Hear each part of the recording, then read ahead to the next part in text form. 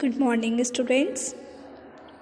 बच्चों, आज हम ईवीएस में अपना न्यू चैप्टर स्टार्ट करेंगे और उस न्यू चैप्टर का नेम क्या है? Waste disposal. क्या नाम है बच्चों? Waste disposal. वेस्ट मतलब क्या होता है? जो भी चीज़ हमारे लिए ख़राब है या वेस्ट है, जो हम यूज़ नहीं करते, यूज़लेस है जो हमारे लिए, उसको हम वेस्ट बोलते हैं। ठीक है। अब डिस्पोजल मीन्स क्या होता है? डिस्पोज मीन्स होता है DISPOSE।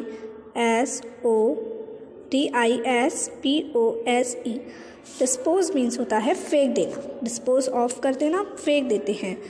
तो डिस्पोजल मीन्स होता है बच्चों, वेस्ट डिस्पोजल मीन्स क्या हुआ? वेस्ट से निपटारा पाना, या हम कह सकते हैं निपटना, निपटारा पाना, फेंक देना उसको। ठीक है, चलिए पढ़ना स्टार्ट करते हैं हम chapter. Anything that is useless and unwanted is called waste. मतलब कोई भी चीज़ जो आपके लिए कैसी है? यूजलेस है, आप उसका उपयोग नहीं करते हैं। अनवांटेड है, कैसी है? अनचाही है, जिसे आप नहीं चाहते हैं, उसको हम बोलते हैं वेस्ट। क्या बोलते हैं? वेस्ट। WASTE, waste. ठीक है। इसको तो जो भी चीज़ हमारे लिए अउपयोगी है, उपयोग नहीं करते हैं हम उसे, अनवांटेड है, उसको हम वेस्ट कहते हैं। ठीक है बच्चों, आगे बढ़ते हैं हम। We produce a lot of waste materials in the houses, schools, offices and factories every day. Means हम डेली, एवरी डे, रोज़ाना अपने घरों से या फिर स्कूल में, ऑफिसेस में, फैक्ट्रीज़ में बहुत सारा वेस्ट मटेरियल निकलता है ना। सपोज़ हमने चिप्स खाया, अब जो चिप्स का रैपर है वो क्या है? वेस्ट है। पेंसिल हमने अपनी शार्प की, तो जो पेंसिल की पील है, जो छिलके हैं, वो वेस्ट हैं। डेली हमारे घर पर खाना बनता है, तो खाने बनने के लिए सब्जियां छिलती हैं। बहुत सारा वेस्ट हमारे घर से, स्कूल से, ऑफिस से, फैक्ट्रीज़ हैं, फैक्ट्रीज़ में बहुत सारी चीज़ें बन रही हैं, तो बनने में बहुत सारा वेस्ट निकलता है। जो वेस्ट है तो डेली हमारे घरों से, स्कूल से, ऑफिस से, फैक्ट्री से बहुत सारा वेस्ट प्रोड्यूस होता है। This waste has to be disposed in such a way that it does not have any harmful impact on our surroundings। Means इस वेस्ट को इस तरीके से हम डिस्पोज करें, इस तरीके से फेंकें कि ये हमारी सराउंडिंग्स पर हार्मफुल इफ़ेक्ट्स ना डालें। आपने देखा है, जहाँ पर बहुत कूड़ा करकट रहता है, जहाँ पर बहुत गंदगी रहती है, वहाँ पर बीमारियाँ बहुत जल्दी आती हैं, और वहाँ पर कीड़े मकोड़े, छोटे छोटे इंसेक्ट भी बहुत पैदा होते हैं। कहते हैं ना, गंदगी में ही कीड़े अपना जन्म लेते हैं, वहीं पर पैदा होते हैं। ठीक है, तो हमें कूड़ा इस तरीके से डिस्पोज करना चाहिए। सपोज़ आपने कूड़ा यूँ ही डाल दिया, वेस्ट यूँ ही डाल दिया, तो क्या होगा? गंदगी फैलाएगा वो। लेकिन आपने डस्टबिन में डाला उसको अच्छे से, तो क्या वो डस्टबिन से निकल कर बाहर गंदगी फैलाएगा? नहीं ना। वो डस्टबिन में हमने उसको डिस्पोज कर दिया, फेंक दिया। तो हमें कूड़े को इस तरीके से ही फेंकना चाहिए कि वो हमारी सराउंडिंग्स पर, आसपास की चीज़ों पर, हमारे एनवायरनमेंट पे हार्मफुल इफ़ेक्ट ना डाले। ठीक है। If the garbage is not disposed of regularly, अगर जो कूड़ा है वो डेली डिस्पोज्ड नहीं किया जाएगा, हम डिस्पोज नहीं करेंगे, तो क्या होगा?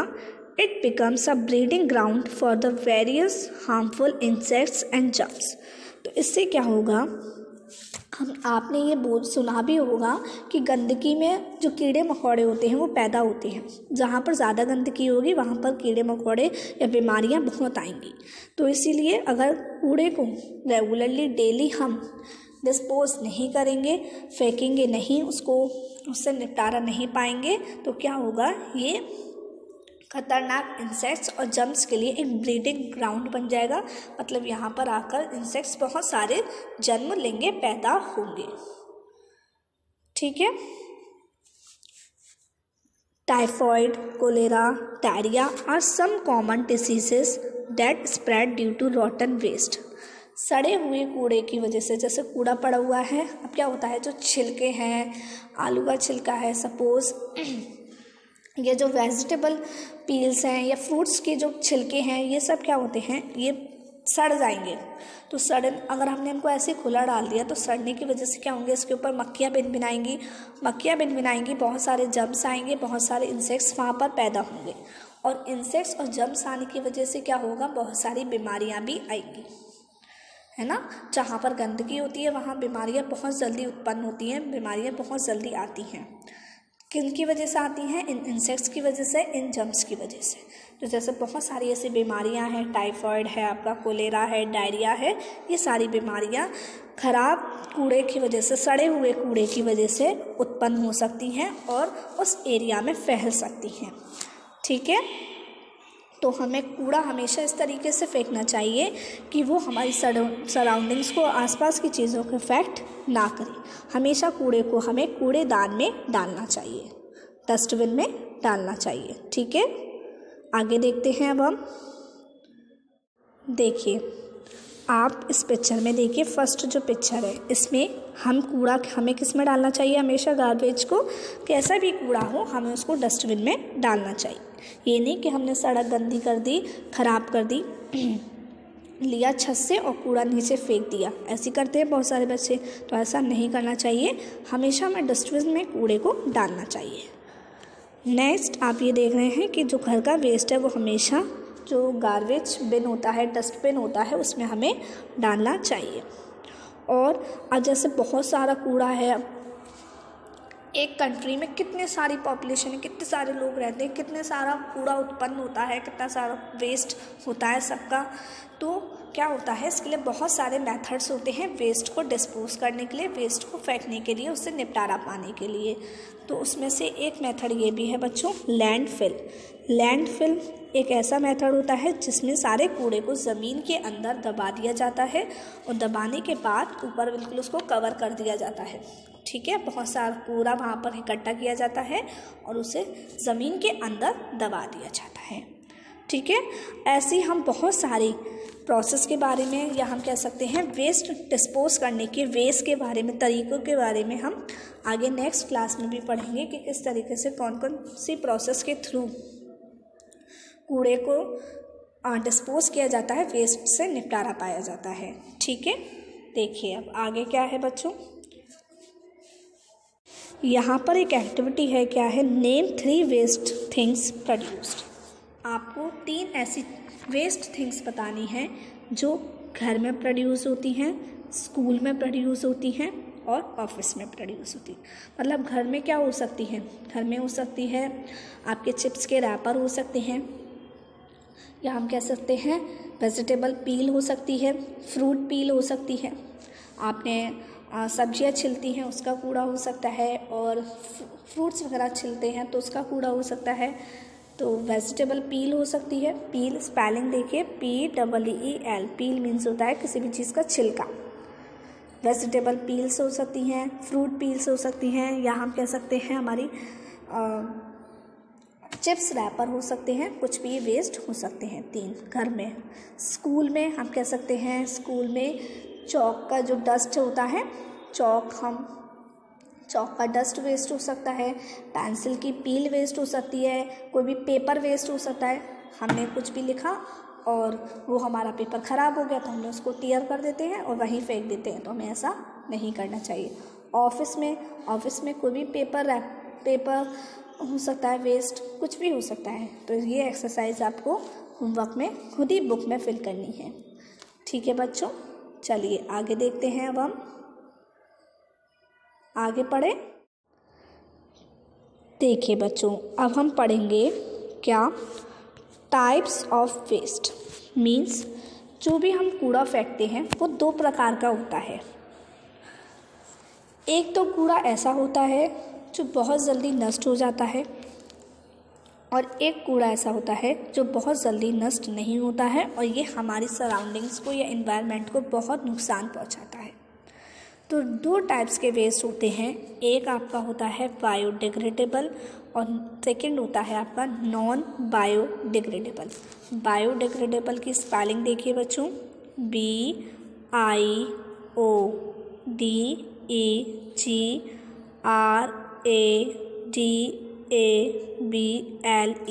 आप लोग के लिए स्पेलिंग्स लर्न करना बहुत ज़रूरी है, आप स्पेलिंग में बहुत मिस्टेक करते हैं।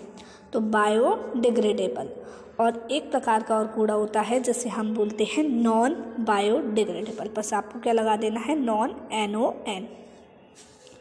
ठीक है, चलिए अब इनके बारे में पढ़ते हैं कि बायोडिग्रेडेबल वेस्ट क्या होता है और नॉन बायोडिग्रेडेबल वेस्ट क्या होता है। ठीक है, देखिए, the wastage that rot easily are called biodegradable waste. मतलब ऐसा कूड़ा जो बहुत जल्दी सड़ जाए, ऐसा कूड़ा जो बहुत जल्दी क्या हो जाए, सड़ जाए, तो ऐसे वेस्ट को हम क्या बोलते हैं, बायोडिग्रेडेबल वेस्ट बोलते हैं।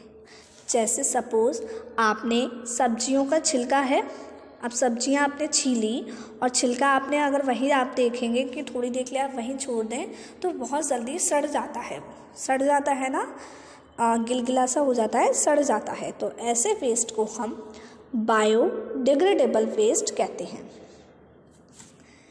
दीज डिग्रेड, ये क्या हो जाते हैं, डिग्रेड हो जाते हैं, ब्रेक डाउन और टूट जाते हैं, and mix with the soil, और मिट्टी के साथ मिल जाते हैं। सपोज़ मैंने वेजिटेबल का कूड़ा लिया, वेस्ट लिया, और मैंने ज़मीन में उसको दफना दिया। दफनाने के बाद में अगर कुछ टाइम बाद देखूंगी तो वो सारा कूड़ा आपको मिलेगा ही नहीं वहीं, क्योंकि वो सारा सड़ जाएगा और सड़ने के बाद वो मिट्टी के साथ मिल जाएगा। मिल जाएगा ना, वो किसके साथ मिल जाएगा, मिट्टी के साथ वो कूड़ा मिल जाएगा। वेजिटेबल एंड फ्रूट पील्स, अब जो सब्जियों का छिलका है या फिर फलों का जो छिलका है, अगर आप इन फलों के छिलकों को और सब्जियों के छिलकों को मिट्टी के अंदर दफना देंगे तो आप कुछ टाइम बाद देखेंगे तो वो आपको वेस्ट वहाँ पर मिलेगा ही नहीं, दिखेगा ही नहीं। नेचुरल फैब्रिक्स, हम कह सकते हैं जो भी नेचुरल फैब्रिक वगैरह है, पेपर है, पेपर को भी आप अगर ऐसे ही दफना देंगे तो वो भी पेपर क्या हो जाएगा, सड़ जाएगा, गिलगिला हो जाएगा और सॉइल के साथ मिक्स हो जाएगा।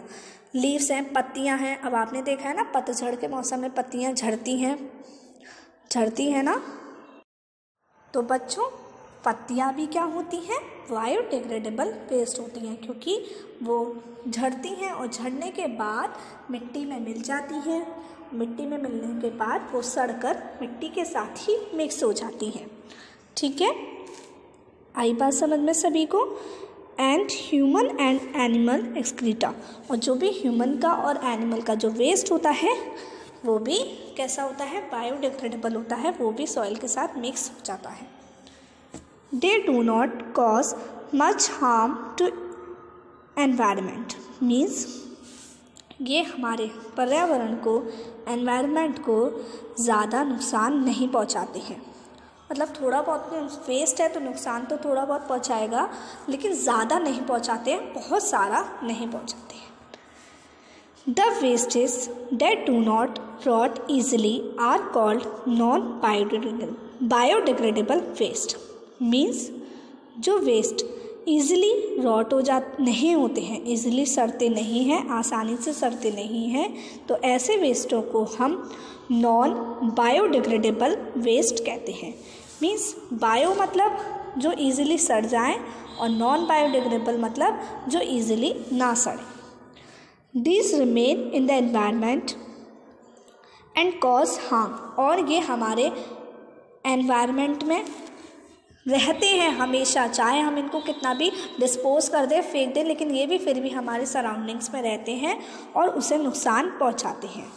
जैसे हम कह सकते हैं जो भी चीज़ें प्लास्टिक बैग की बनी हुई होती हैं, पॉलीथीन बैग की बनी हुई होती हैं, या ग्लास की बनी होती हैं, या किसी भी धातु की बनी होती हैं, मेटल की बनी होती हैं, ये कभी सपोज़ आपके पास कोई स्टील की थाली है या फिर सपोज़ आपके पास कोई प्लास्टिक का ग्लास है और आपने उस प्लास्टिक के ग्लास को क्या कर दिया, उसमें मिट्टी में दबा दिया, उस प्लास्टिक के ग्लास को आप मिट्टी में दबा दें, और जब आप कुछ दिन बाद देखेंगे तो वो ग्लास वहीं का वहीं रहेगा, वो मिट्टी के साथ मिक्स नहीं होगा।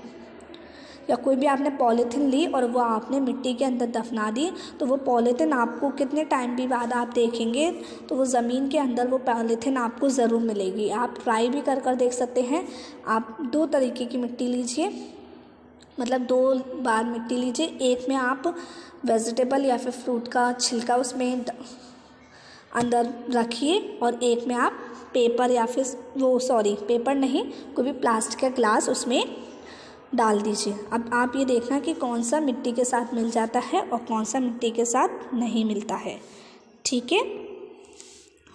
These 2 types of waste should be handled differently to reduce their harmful effects on the environment. Means अब ये 2 तरीके अलग अलग तरीके के वेस्ट हैं। एक तो ईजिली सड़ जाते हैं और एक नहीं सड़ पाते हैं, तो इनको अलग अलग तरीके से ही हमें हैंडल करना होता है ताकि ये हमारे एनवायरनमेंट को नुकसान ना पहुंचाएं।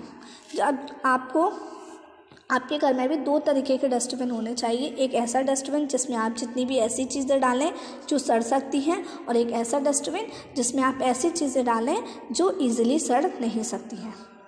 क्योंकि जब दोनों अलग अलग तरीके के वेस्ट है तो उससे निपटारा पाना भी अलग अलग ही तरीका होगा उनसे निपटारा पाने का। We follow a colour code for the segregation of waste. Means हम वेस्ट को अलग अलग करने के लिए 2 तरीके के कलर फॉलो। आपने देखा है बाज़ार में या फिर आसपास आपके घर के आसपास 2 तरीके के डस्टबिन होने चाहिए, एक ग्रीन डस्टबिन और एक ब्लू डस्टबिन। गवर्नमेंट ने सेट किया है कि जो ग्रीन डस्टबिन है वो बायोडिग्रेडेबल वेस्ट के लिए होना चाहिए और जो ब्लू डस्टबिन है वो नॉन बायोडिग्रेडेबल वेस्ट के लिए होना चाहिए, ताकि अलग तरीके बायोडिग्रेडेबल वेस्ट अलग रहे और नॉन बायोडिग्रेडेबल वेस्ट अलग रहे। क्योंकि अगर वो दोनों मिक्स हो जाएंगे तो क्या होगा, बायोडिग्रेडेबल तो मिट्टी के साथ मिल जाएगा लेकिन नॉन बायोडिग्रेडेबल मिट्टी के साथ नहीं मिलेगा, तो ये हमारे एनवायरनमेंट को नुकसान पहुंचाएगा, हार्मफुल इफ़ेक्ट्स क्रिएट करेगा। ठीक है। तो आपको भी जब आप जान चुके हैं कि बायोडिग्रेडेबल वेस्ट क्या होता है, नॉन बायोडिग्रेडेबल वेस्ट क्या होता है, तो आप लोग को भी कूड़े को अलग अलग ही, वेस्ट को अलग अलग ही रखना चाहिए। ठीक है। और कोई भी कूड़ा सड़क पर ना फेंके, हमेशा हमें डस्टबिन में उस कूड़े को डालना चाहिए। आई बात समझ में सभी को। अब बच्चों हम नेक्स्ट क्लास में पढ़ेंगे वेस्ट डिस्पोजल ऑफ वेस्ट, कि हम किस तरीके से वेस्ट का, जो हमारा कूड़ा है, जो वेस्ट है, उसको हम उससे किस तरीके से निपटारा पा सकते हैं। क्योंकि निपटारा पाने के भी बहुत अलग अलग तरीके हैं, ना। जैसे सपोज़ आपको फ़ीवर आया, अब फ़ीवर आने की बहुत सारी मेडिसिन होती हैं। इसी तरीके से कूड़े को, उससे निपटारा पाने के लिए, उसको फेंकने के लिए बहुत सारे तरीके होते हैं जिन्हें हम अब नेक्स्ट क्लास में पढ़ेंगे। ठीक है बच्चों। तो आज आपका होमवर्क है कि आपको चैप्टर यहाँ तक अच्छे से रीड करना है और बायोडिग्रेडेबल और नॉन बायोडिग्रेडेबल वेस्ट के बारे में डिफरेंस समझना है। ठीक है। Bye bye.